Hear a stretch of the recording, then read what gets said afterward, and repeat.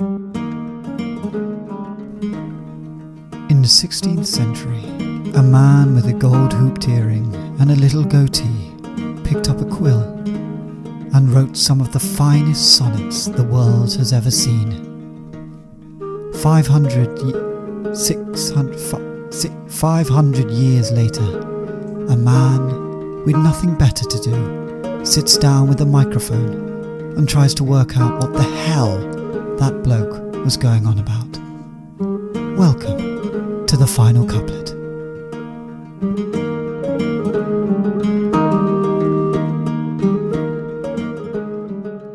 Hello and welcome back to the final couplet with me, Theo Cowan. Here we are again. You'll be pleased to hear that I feel a bit better than I did last week. Last week I was feeling pretty rough, but we got through the episode, I think. And now I'm in a better state. I got over the plague, and we're hitting a bit of a landmark today. It's Sonnet 40. Can you believe that there have been 40 episodes of this podcast so far? That's quite a lot. Honestly, more than I thought I'd do. I obviously set out with the intention of doing all of the sonnets, but things get in the way, don't they? And you give up on things. That's how life works. But with a bit of willpower and you listeners getting me through it, we've reached Sonnet 40. Let's give ourselves a nice pat on the back. A quick recap on Sonnet 39. That was basically Shakespeare saying, look, we are very similar to each other. So when I'm writing about you, I'm basically praising myself. So what we should do is live apart. And that would make a lot of sense. And I was questioning last week if that was sort of a technique from Shakespeare to just get a bit of space in the relationship. And I suggested maybe he got into couples therapy, which might have been a good idea for him. So that was Sonnet 39. And now let's have a listen to Sonnet 40, shall we? Sonnet 40. Take all my loves, my love, yea, take them all. What hast thou then more than thou hast before? No love, my love, that thou mayst true love call. All mine was thine before thou hadst this more. Then if for my love thou my love receivest, I cannot blame thee, for my love thou usest. But yet be blamed, if thou thyself deceivest by wilful taste of what thyself refusest. I do forgive thy robbery, gentle thief, although thou steal thee all my poverty. And yet love knows it is a greater grief to bear love's wrong than hate's known injury. Lascivious grace, in whom all ill well shows, kill me with spites, yet we must not be foes. Wow, so that's Sonnet 40. And you know what? I have heard this one before.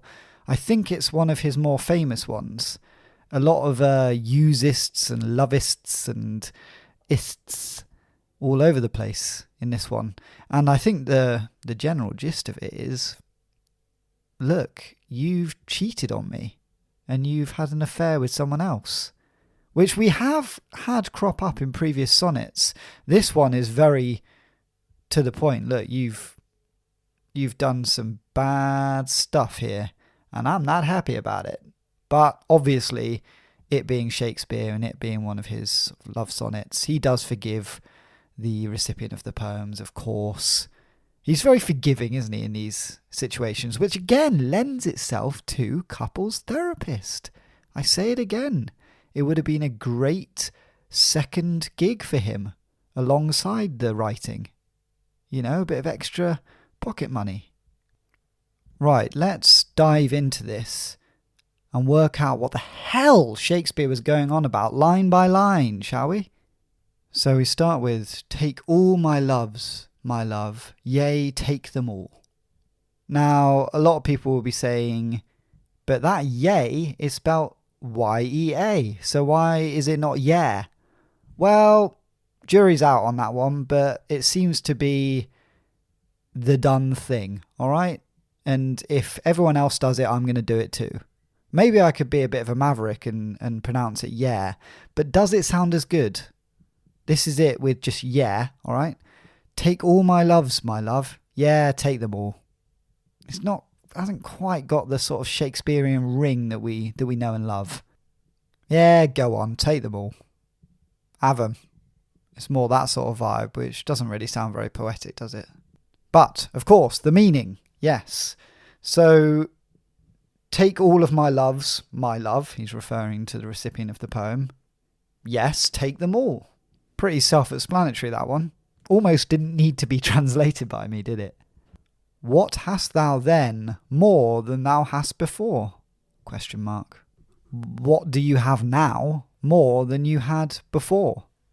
And I think with these two lines, we're already in the realm of saying that the recipient of the poem has an affair or has taken another lover, and Shakespeare's going, what do you have now that you didn't have before? You took another lover, for God's sake. No love, my love, that thou mayst true love call. All mine was thine before thou hadst this more. So here he's saying, you haven't got true love, because my true love for you was yours to begin with, before you took this bit of extra love. All right? Then if for my love thou my love receivest, I cannot blame thee for my love thou usest. So if instead of taking my love and accepting my love, you make love to someone else, I can't blame you, all right? Because you're only taking advantage, you're only using my love. And this, to me, doesn't really make sense. I've got to be honest, Shakespeare. I'm going to be deadly honest with you here, Shakespeare, all right? This doesn't make sense to me. You're saying, look, if you can't accept my love for you, you're going to make love with someone else. I can't blame you. Why can't he blame you? He can blame you. Shakespeare, open your eyes. You can blame him. You can say that's not actually a great vibe to make love with someone else when I'm here giving you all this love. And he's saying, I can't blame you for my love thou usest. He's saying, I can't blame you for taking advantage of my love, for using my love. I think you can blame him, Shakespeare. I'm a bit pissed off at Shakespeare in this, because he's just accepting it. He's just taking it. And he's saying, look, I love you loads, and I can't blame you for what you've done, really. And maybe that is the couples therapist in him, the sort of placator in him, that is sort of going, no, it's fine, listen, look, that's happened, I still love you, but come on, have a bit of passion. But yet be blamed if thou thyself deceivest by wilful taste of what thyself refusest. Now here comes the blame, finally, because you've been letting this guy off the hook in these first 4 or 5 lines, I've got to say. And here he's saying, but you should be blamed if you deceive yourself by taking from one person what you won't take from another person, i.e., if you have sex with one person whilst refusing sex from another person, me. So actually you should feel a bit of shame and you should be blamed for going off and having sex with someone else when you won't have sex with me. And is he saying it would actually be way better if you were having sex with both of us, but the problem is you're not having sex with me, you're just having sex with someone else, which is not a great look. I mean, if I'm being honest, I'd be a bit annoyed if this bloke was having sex with 2 people, me and someone else. But Shakespeare seems like that's okay with him. He's sort of fine, but he is pissed off that he's not getting any while this other person is. I do forgive thy robbery, gentle thief, although thou steal thee all my poverty. And now we're back to the forgiveness. So he's saying you should be blamed for what you did there, but I forgive you for stealing from me, gentle thief. You lovely gentle thief, you. Although you are taking from me what little I have. I'm a poor bastard, really, and poverty-stricken. So you should be a bit ashamed about that, but I do forgive you. So he is making him feel guilty, I guess. And yet love knows it is a greater grief to bear love's wrong than hate's known injury. And that is a great line, I think, because he's saying every lover knows that it's more painful to be hurt by a lover than it is by your enemy. Ain't that the truth? And that, if Shakespeare read this to the recipient of the poem, God, that would cut deep, wouldn't it? It's sort of that thing of saying, I'm not angry, I'm just upset, which is always way worse than being angry, isn't it, I think? And now we're on to the final couplet. Lascivious grace, in whom all ill well shows, kill me with spites, yet we must not be foes.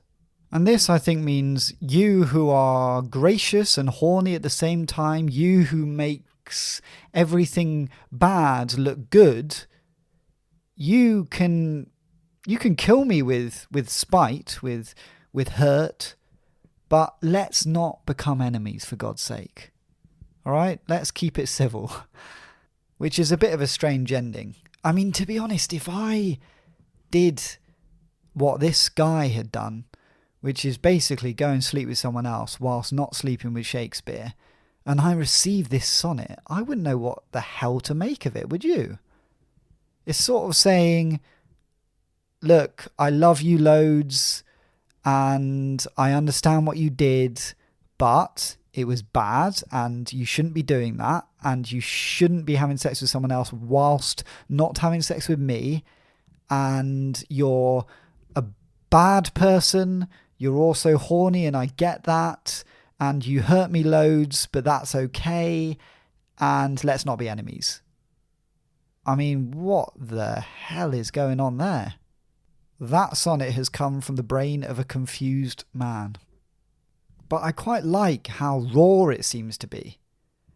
It seems like it's very from the heart, very sort of like, these are my initial thoughts on being cheated on or finding all this out about my lover. Well, now we've looked into that Sonnet 40 and all its ups and downs, I think it's about time we put it to our story. And if you're joining for the first time, what I like to do is make up a little story surrounding the sonnets that we read. And it's all a laugh, really. None of the stories were true, or were they? You tell me.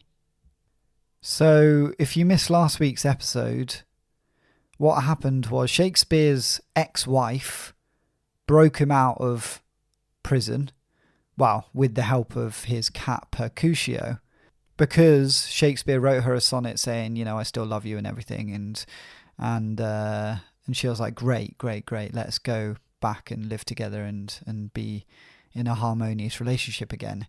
So they got back home, and Shakespeare was like, ooh, now I'm out of jail, actually. This relationship between me and my ex-wife not really working out that well because I don't really love her. So he went up to his little writing desk and he wrote Sonnet 39, basically saying, look, we love each other so much, it feels a bit weird now, and I think we need to have a bit of space so we can both be individuals again. And admittedly, that's a bit of a crazy sonnet to write, because he's literally been with her for like 2 days. So I'm not sure how she's going to take this, but we will find out in the next installation of the story. Shakespeare finished reading Sonnet 39 to his ex-wife. She said, sorry, am I hearing you right? Are you saying that we shouldn't live together? And Shakespeare said, yeah. Listen, I know it sounds a bit crazy because we haven't really been living together, but I think we should take things slowly. And obviously we love each other a lot. And I love you loads. Do you love me? And she's like, well, yeah, I was sort of feeling those love feelings again for you. And Shakespeare said, good, yes. Well, I think in order to preserve those feelings of love, we should sort of just not live together, not see each other loads, and that love will just blossom. Guaranteed. That's got the Shakespeare guarantee. And Shakespeare's ex-wife said, well, I feel like I haven't seen you that much recently, and I want to spend more time with you.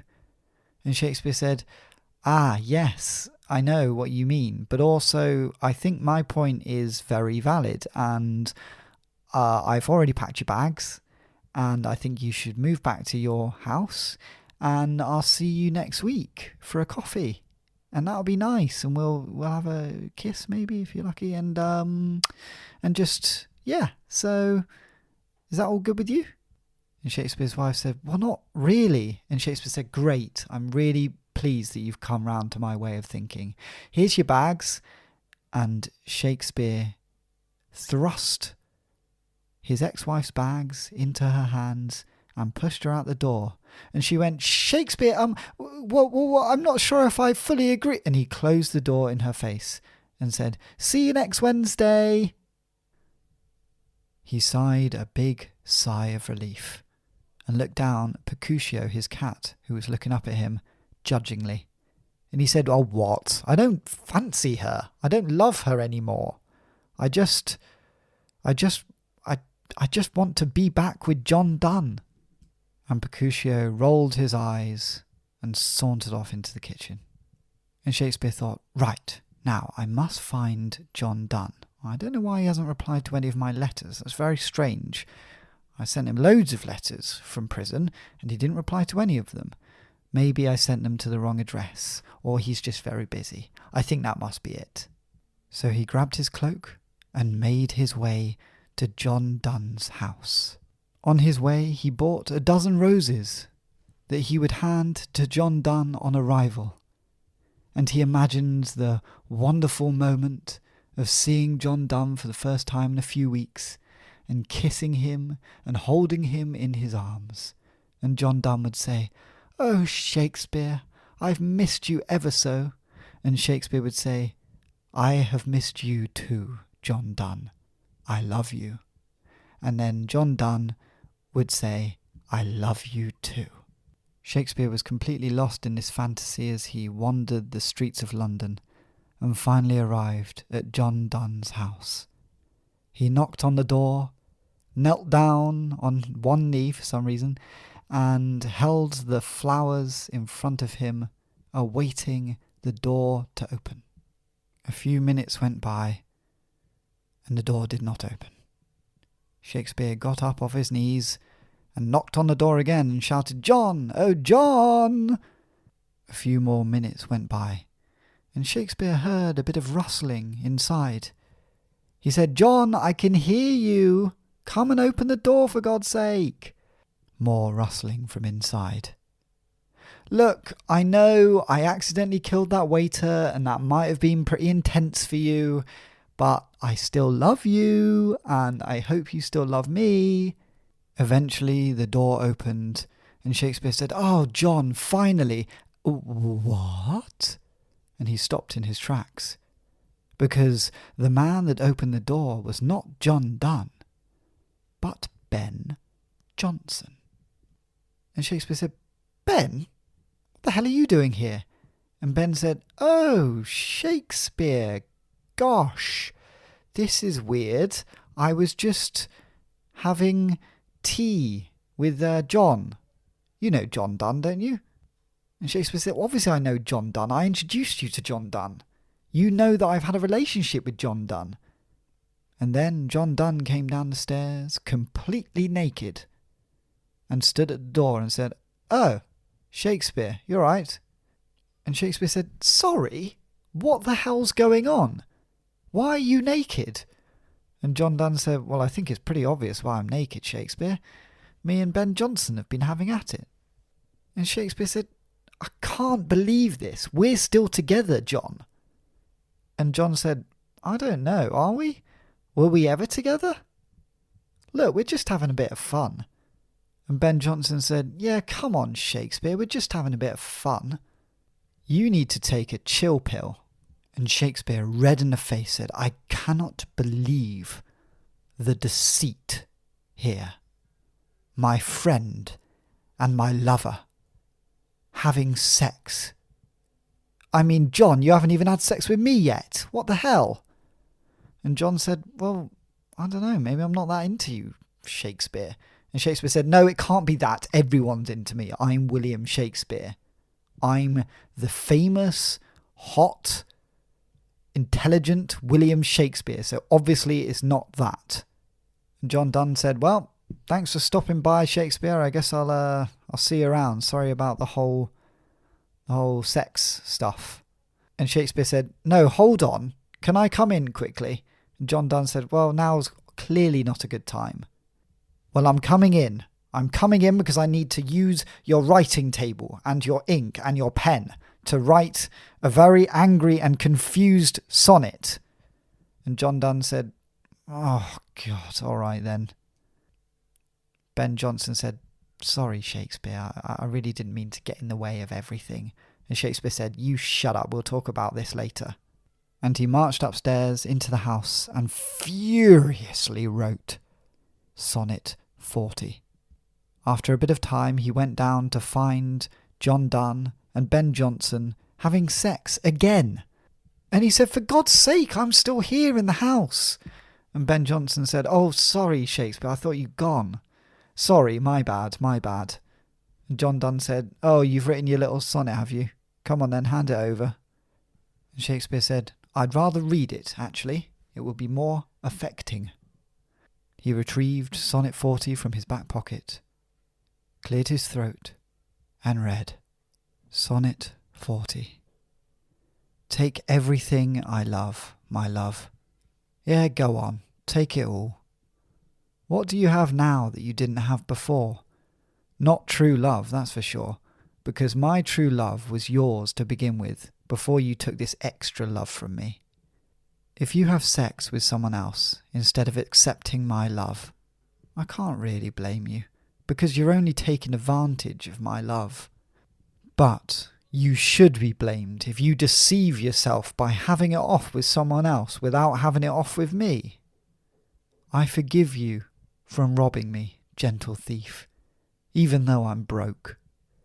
And yet every lover knows that it hurts more to be fucked over by a lover than by an enemy. Oh, you, who are gracious and horny at the same time, in whom everything bad looks good. Even if you kill me with injuries, let's not be enemies. Wow, this story is heating up, isn't it? John Donne and Ben Jonson? Flippin' heck, I didn't see that one coming. Join me next week for, yeah, you probably guessed it, Sonnet 41. And, of course, as usual, the continuation of our story. Bye!